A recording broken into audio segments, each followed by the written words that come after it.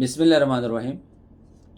আমার প্রাণপ্রিয় ছাত্রছাত্রী ভাই বোনেরা, আমার কথা ছিল যে আজকে আপনাদের সম্মুখে আমি স্বল্প পরিসরে পরীক্ষার বিষয় নিয়ে কিছু কথা বলব, যার কারণে আপনাদের সামনে আবার আসা। আজকে যে বিষয়টি নিয়ে আমি কথা বলবো সেটি হলো জুরিসপ্রুডেন্স। যে সমস্ত ছাত্রছাত্রীরা আগামী 22/11/24 তারিখ শুক্রবার এই জুরিসপ্রুডেন্স পরীক্ষার জন্য প্রস্তুতি নিয়ে আছেন, তাদের উদ্দেশ্যে আমি গত শুক্রবার 8 তারিখে একটি বক্তব্য আপনাদের ভিডিওর মাধ্যমে আমার এই চ্যানেলে প্রকাশ করেছিলাম। আমি 6টা অধ্যায় থেকে সংক্ষিপ্ত পরিসরে কিভাবে উত্তর দেওয়া যায়, পরীক্ষায় কীভাবে প্রস্তুতি নেওয়া যায় সেই ব্যাপারে সংক্ষিপ্ত একটি আলোচনাও করেছিলাম। আজকে ঠিক তারই আলোকে আমি একটি চ্যাপ্টার থেকে সংক্ষিপ্ত পরিসরে কথা কিছু বলবো। আমি আশা করি আপনাদের উপকার হবে এবং প্রস্তুতির জন্য অত্যন্ত সুন্দর এবং যেভাবে প্রস্তুতি নেওয়া প্রয়োজন সেভাবে নিতে পারবেন বলে আমি প্রত্যাশা করি। উপর্যুপরি আরেকটি বিষয় হলো, আমি বলেছিলাম যে আজকের কথা যারা আমার এখানে আসবে আমি তাদেরকে এই পরীক্ষার বিষয়ে সার্বিক একটি ব্রিফিং দিব। তো এটা কিছু সংখ্যক ছাত্র আমার কাছে এই বিষয় নিয়ে আজ সকালবেলায় আসছিল, তাদেরকে আমি যতটুকু সম্ভব দিয়েছি এবং আগামীকাল ঠিক তেমনইভাবে আরেকটি ব্রিফিং দেওয়ার কথা আছে। অনেকে আপত্তি করেছে এবং বলেছে, অনুরোধ করেছে, তাদের অনুরোধ রক্ষার্থে আগামীকাল 9টা থেকে একটু সময় আমি তাদেরকে দিব। আপনারা যারা মনে করেন যে আমার এই 6টা অধ্যায় থেকে আলোচনা করার পরেও যদি কিছু শোনার থাকে আপনারা অংশগ্রহণ করতে পারেন নির্দ্বিধায়, এতে কোনো ফি লাগবে না। আপনাদের সেবার জন্য এতটুকু সময় দিব বলে আমি পূর্বেও বলেছি, এখনও বলছি। যাই হোক, যে অধ্যায় 6টি থেকে আমি গত তারিখে বলেছিলাম আমি নতুন করে আবার আলোচনায় সেখানে যেতে চাচ্ছি না, শুধুমাত্র সেই 6টি অধ্যায়ের মধ্যে মালিকানা এবং দখল নিয়ে জুরিসপ্রুডেন্সের বিষয়টি একটু আলোচনা করব, যেখানে আপনাদের এই বৎসর অত্যন্ত গুরুত্বপূর্ণ এই অধ্যায়টি আছে। এখান থেকে 2টি অথবা 1টি অবশ্যই পাবেন আশা করি, এবং সেই আলোকে আমি আপনাদেরকে বলবো আপনারা এই চ্যাপ্টারটা একটু ভালো করে দেখে যাবেন। এই মালিকানা চ্যাপ্টার বা মালিকানা এবং দখল নিয়ে যে প্রশ্নগুলো স্বাভাবিকভাবে আসার কথা বা এসে থাকে সেগুলা সুপরিসরে না হলেও ছোটোখাটো আকারে শিখবেন। ছোটোখাটো আকারে যদি আপনাদের নিজেদের ভিতরে আয়ত্ত করতে পারেন তাহলে আমি মনে করি আপনারা যে কোনো ব্রড কোশ্চেনের উত্তর আপনারা দিতে সক্ষম হবেন। আমরা যদি দেখি এই জুরিসপ্রুডেন্সের মালিকানার ক্ষেত্রে, তাহলে সেখানে দেখব যে এই মালিকানার মধ্যে মালিকানার প্রাপ্তির জন্য উপাদানগুলো কি, তারপরে অ্যাডভার্স পজিশন আছে এটা সম্বন্ধে একটু জানতে হবে, দখল মালিকানার যে পার্থক্যটা আছে এটা সম্বন্ধে আপনাকে জানতে হবে, দখল ছাড়া মালিকানা অসম্পূর্ণ এবং মালিকানা ছাড়া দখল অবৈধ, এই যে একটা শব্দ বা এই যে একটা কথা ছোট্ট আকারে এটার একটা ব্যাখ্যা আছে, সেটাকে আপনি করতে হবে। তাহলে আমরা এখানে এইটা আলোচনা করতে গেলে প্রথমেই যে আলোচনাটা আমাদের একান্ত প্রয়োজন সেটা হলো যে অ্যাকচুয়ালি যে মালিকানা অর্জন এটা কোন কোন প্রেক্ষাপটে হয়ে থাকে। এই মালিকানা অর্জনের প্রেক্ষাপটগুলো যদি আমরা আলোচনা করি তাহলে আমরা দেখব আমরা এই প্রেক্ষাপটগুলো প্রায় 8 থেকে 9টি বা 10টির মতো আছে। তো এগুলো একটু আমাদের করতে হবে। যেমন ধরেন আমরা যদি মালিকানা অর্জনের প্রেক্ষাপট দেখি, ওয়ারিশান, মৌলিক পদ্ধতি, ক্রয়সূত্রে, দান গ্রহণ, বিনিময়, সৃজনশীল, উইলের মাধ্যমে, ট্রাস্টের মাধ্যমে, দখলের মাধ্যমে, এগুলো হলো মূলত মালিকানা অর্জনের ক্ষেত্র। আপনি দেখেন আমরা ওয়ারিশ সূত্রে, উত্তরাধিকার যেটা ওয়ারিশ সূত্রে আমরা মালিক হয়ে থাকি। আমি মরে গেলাম, আমার মৃত্যু হয়ে গেল, স্বাভাবিক মানুষ হিসাবে আমার প্রজন্ম আমার সম্পত্তির অধিকারী হবে। ধর্মীয় বিধিবিধান অনুসারে, রাষ্ট্রীয় নীতি নিয়ম অনুসারে আমার পরবর্তী প্রজন্ম এসে আমার সন্তান বা আমার সন্তানাদি বা উত্তরাধিকারী যারা থাকবে ওনারা হবেন। এটা হলো ওয়ারিশ সূত্রে, এটার মালিকানা অর্জন একটা দিক। আরেকটা হলো মৌলিক পদ্ধতি। এই মৌলিক পদ্ধতিটাও আমাদের কাছে একটা গ্রহণযোগ্যতার একটা পদ্ধতি। সেখানে আমরা আইনকে ভায়োলেট করে কোনো মালিকানা অর্জন করা যায় না। আমরা আইনানুগ পদ্ধতি অবলম্বন করেও মালিকানা অর্জন করতে পারি। সেখানে তারপর দেখুন ক্রয় সূত্রে, যদি ক্রয়ের দিক থেকে আমরা চিন্তা করি, আমরা বিভিন্নভাবে ক্রয় করে থাকি। এটা একটা প্রকৃত সত্তা, যেটা আমরা সাব রেজিস্ট্রি বলি, রেজিস্ট্রিকৃতের মাধ্যমে আমরা এটা ক্রয় করে থাকি। এবং ক্রয় সূত্রে একটা মালিকানা সত্ত্ব থেকে একটা সত্ত্ব প্রতিষ্ঠা লাভ করে। তারপর দেখেন দান গ্রহণ, অনেকে আমরা দান করে থাকি, সেখান থেকে আমরা সেটার মালিকানা অর্জন করে থাকি। আবার আমরা অনেক বস্তুগত বলেন জিনিসগুলা, সেটা আমরা যখন আদান প্রদান, ট্রান্সফার কন্ডিশন বা যেটাকে বলা হয় যে আমি গ্রহণ করি একটা বিনিময়ের মাধ্যমে, যে আমি একটা কিছু প্রদান করলাম, উনি আমাকে ওই সম্পদটা আমাকে দিলেন, একটা বিনিময় হয়।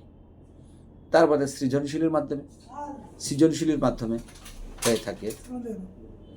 সৃজনশীলের মাধ্যমে যেটা হয় সেটা আমাদের অ্যাকচুয়ালি এই সৃজনতা অবস্থান থেকে নিজেদেরকে আমরা যেটা পেয়ে থাকি, সম্পদ তার সৃজিতভাবে আবির্ভূত হয় এবং ইচ্ছা করলেই সেটা আপনি আমি বিনাশ করতে পারি না। সেটা আমার আপনার মধ্যে সৃজিত রূপে রূপায়িত হয়ে আমাদের কাছে মালিকানা অর্জনের সত্ত্ব লাভ করে থাকে। তারপরে দেখব আমাদের মধ্যে আছে উইলের মাধ্যমে। উইলের সম্পদ মূলত মৃত্যুর পূর্বে কার্যকর হয় না, মৃত্যুর পরেই কার্যকরী হয়।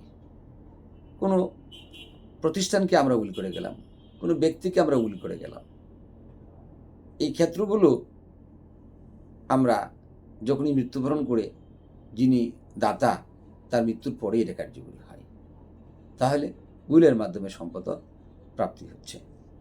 আবার এই অর্জনগুলা তারপর ট্রাস্টের মাধ্যমে আমরা জানি, ট্রাস্টের সেখানেও ট্রাস্টকারী, ট্রাস্টি, আবার ট্রাস্টের আরেকটা ক্ষেত্র আছে যারা ভোগ করেন, বেনিফিশিয়ারি।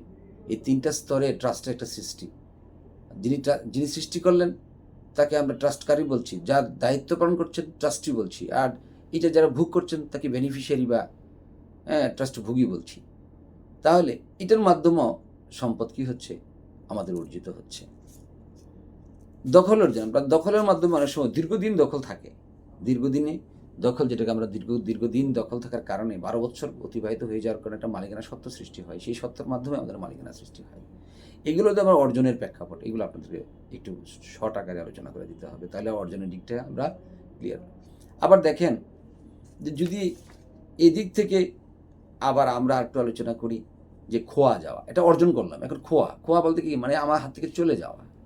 আমরা এই চলে যাওয়াটাও দেখে যাই, যখন বিক্রয় করি সেটা আমার সত্ত্ব আছে, আমি সত্ত্বটা বিক্রি করি যখন যাকে দিয়ে দিলাম, সে সত্ত্বের মালিক হলে আমি আর সে সত্ত্বের থাকতে পারলাম না, অর্থাৎ সে বিক্রয়টা চলে গেল তার হাতে, তাহলে সেটাও আমার খোয়া যাচ্ছে, মানে আমার কাছে রইল না। আবার দেখেন দীর্ঘদিন সম্পত্তি বুক দখলে অবস্থান করতেছেন, যেমন 12 বছর, যদি ব্যক্তি মালিকানা সম্পত্তি 12 বছর, সরকারি হয় 60 বছর, কোনো রাস্তাঘাট সেখানে যদি 20 বছর, হাজব্যান্ড অফ রাইট যেটাকে বলা হয়, আমরা এই সমস্ত সম্পদগুলো অনেক সময় হয় কি মালিকানা সত্ত্ব থেকে আমাদের খোয়া যায়।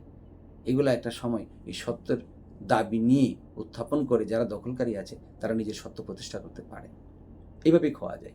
হস্তান্তর, যেটা বললাম যে আমরা যখন কাউকে হস্তান্তর করি, আমি আমার অধিকার আমাকে হস্তান্তর করলাম, কাউকে দিয়ে দিলাম, লিখে দিলাম, তখনই হস্তান্তর হয়ে যায়, তখন আমার থাকে না, খোয়া যায় আমার জন্য।